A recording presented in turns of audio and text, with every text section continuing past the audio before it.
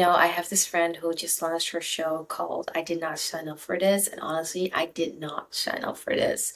I did not sign up for falling in love with this guy from actually back home in Holland. Would have been perfect if I was still living there, but I don't. And then creating this situation where we have this long distance thing going on with hours apart and all of that. And it was frustrating. It wasn't fun.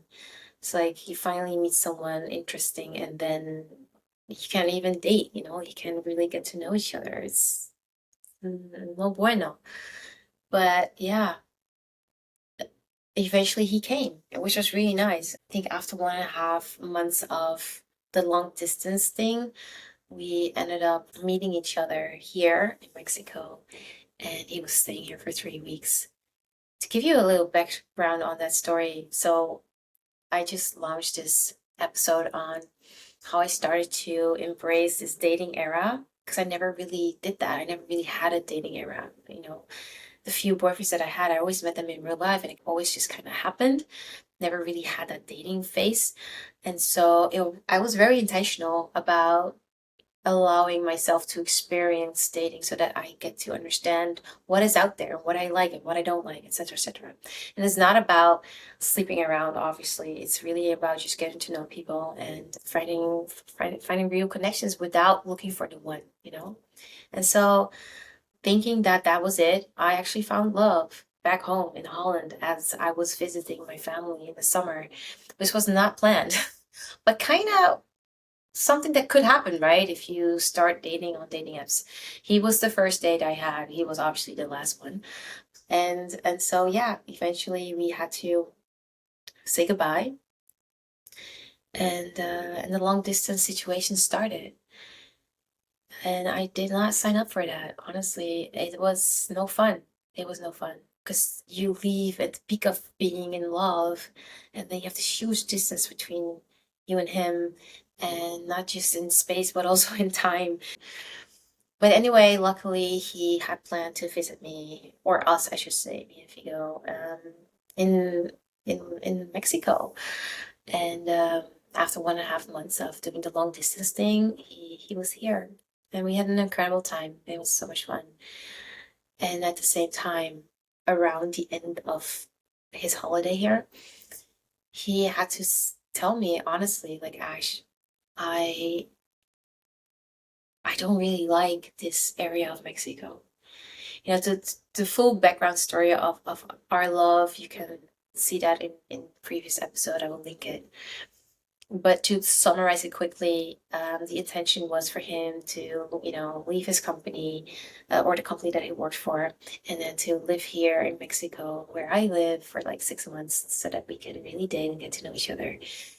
But when he was here, he was like, you know, it's really pricey to live here. Like the Riviera Maya is you have Cancun, you have Tulum, like they're they're expensive, and I get it. Like, and if you're gonna quit your job, then you need a buffer. And then also the area is like it's just not real Mexico. I get that too. But I also told him that like I have a baby to take care of, and for him, for us, this is perfect right now. Even though it's not the authentic Mexico, uh, this is best for us as a family. And I'm not flexible to move because his dad also lives here, and yeah, right now this is just what it is. And for him that was hard too because he's a giver, and in his previous relationship he overgave, and he's like, I really feel like I need to choose me now and not give to the point where I could lose myself. And I honored that. So at the end of his trip, even though it was a beautiful beautiful trip, he told me like, Ash, I'm not gonna move here in January for 6 months. I'm going to move to Bali instead, because he already quit his job. He already had everything arranged. So he had the time and space to do that. But yeah, just not here.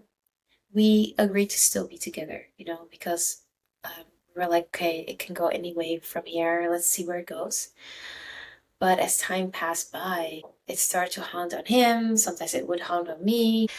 And I'm like, true love, like you can't control love. Love needs to be free. And I really felt in my heart that this is best for him. Like Bali is best for him right now.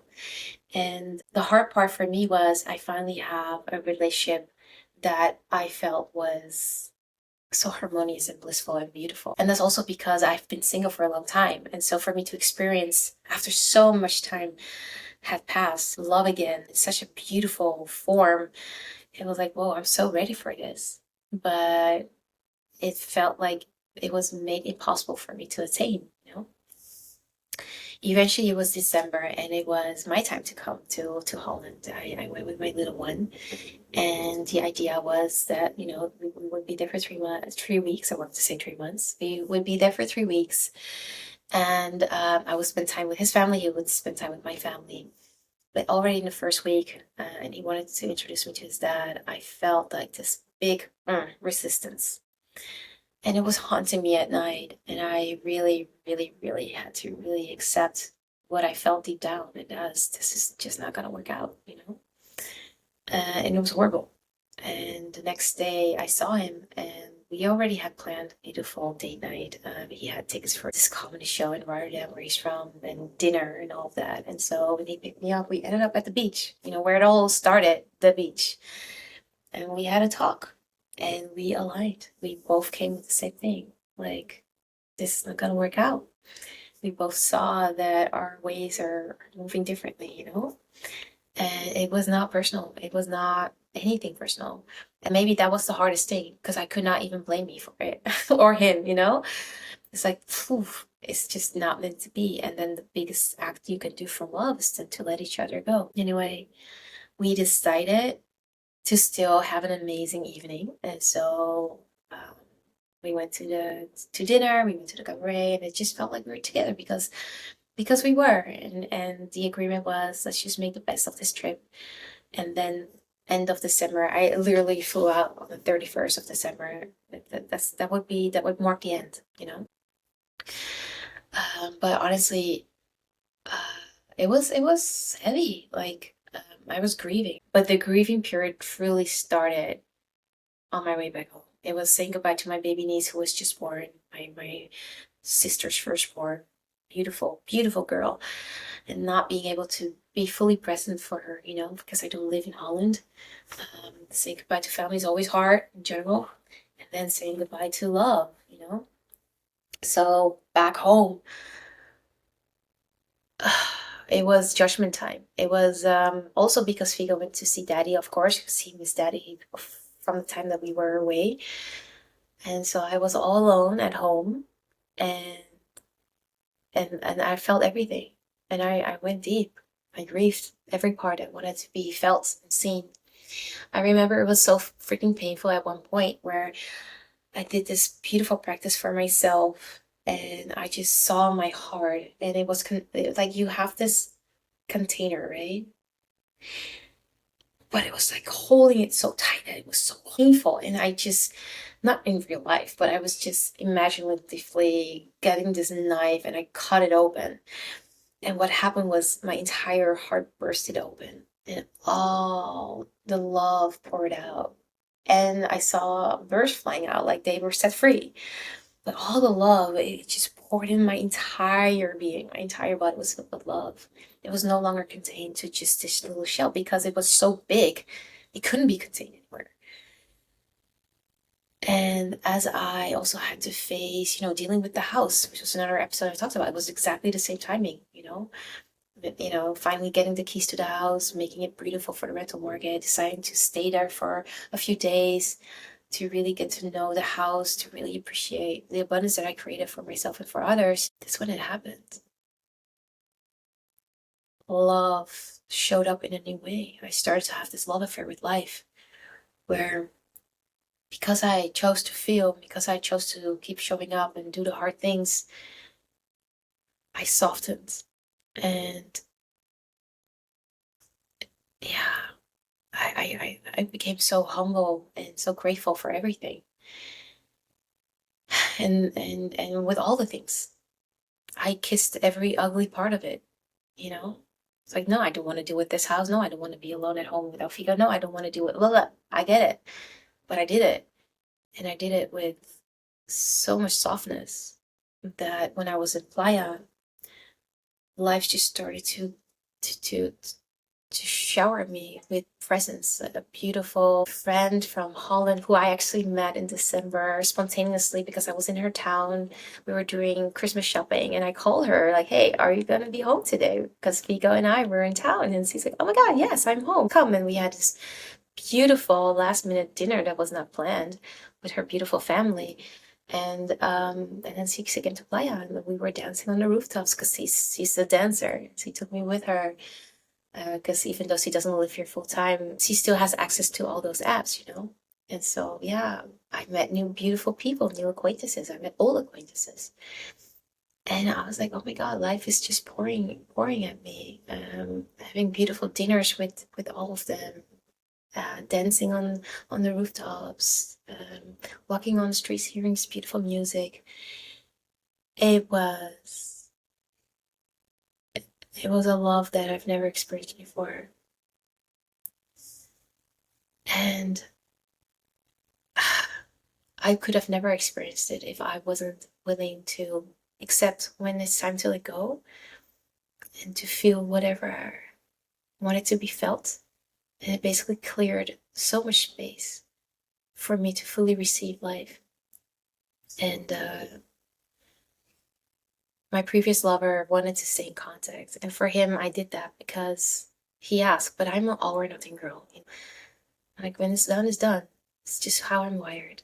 I love hard, I love deep, but when it's done, it's done. And it's a way for me to move forward. You know? But he asked me, Ash, please, this is what I'm asking from you. Don't. Just stay in contact. And so we did. But eventually, I think it was around February, where I really started to feel like, it's not sitting with me well. I felt this frustration. For me, frustration is a sign that I'm doing something I should not be doing. In this case, I was overgiving. You know, I was keeping space for him, but I was actually really already moving on. So one moment, I just sent him a message. I'm like, yeah, I'm gonna really let you go now, and I wish you all the best. And I'm gonna be back home in the summer again, but don't expect me to come and see you. You know, it's I want you to enjoy your life. I wish you the best. And yeah, he sent me something too. But for me, it was done. It was good, and I had peace with it. And I wish him all the best still, of course. No hard feelings ever. There was never really something bad about our connection anyway. But for me, it was a clear sign that I'm ready for love because I am love, you know. And everything that I do and embody is love. So yeah, I wanted to share this story about this heartbreak and about this unexpected love affair that came out of it and how it brought me back to the core of everything, which is love. Thank you for watching.